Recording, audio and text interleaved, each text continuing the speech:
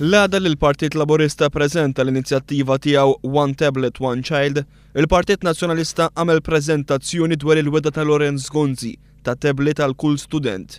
Ftit ħin biss wara li Simon Busuttil qal li d-dettalji dwar din il-weda kienu se jitħabbru l-ġimgħa d-dieħla, il-kandidat nazzjonalista u konsulent tal-Ministru Ostingat Claudio Grech f'konferenza fid-Dar Ċentrali qal li din il-weda se tiġi tiswa kważi 24 miljun euro.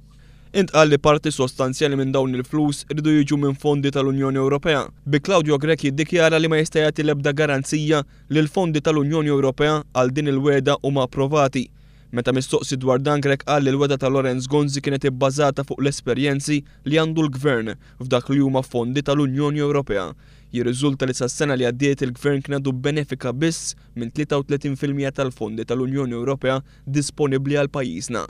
Dwar meta effettivament l-istudenti se jkunu qed jirċievu t-tablets tagħhom, is-Segretarju Parlamentari Clyde Poole qal li l-istudenti jridu jdumu jistennew mill-inqas sentejn.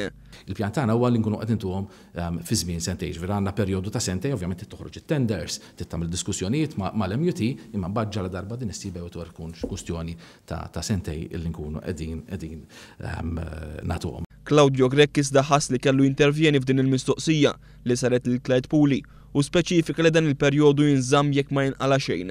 Ovvjament imbagħad jekk ikun hemm appelli marbuta ma' dik it-tender dak il-perjodu jitwal. Claudio Grech rabad din il-weda ta' Lorenz Gonzi mal-ħolqien tal-impjiegi fis-settur tal-informatika.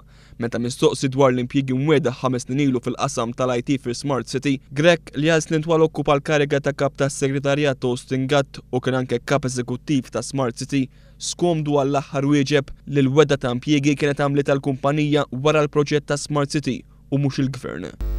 Sur Grech, x'kredibilità għandek biex titkellem dwar il-jobs fil-qasam tal-ICT, fil-qasam tal-IT, meta inti kont il-moħħ wara l-weda tal-Partit Nazzjonalista li jkun hemm aktar minn 5,000 impjieg fi Smart City. Jiena dak mhux li tistaqsi għax jiena mhux parti mill-kumpanija, tistaqsi lill-kumpanija. Mur għand il-kumpanija, intom kontu Dubai kif ma saqsejtuhomx. Kif ma saqsejtuhomx? Intom, le, mhux il-Gvern.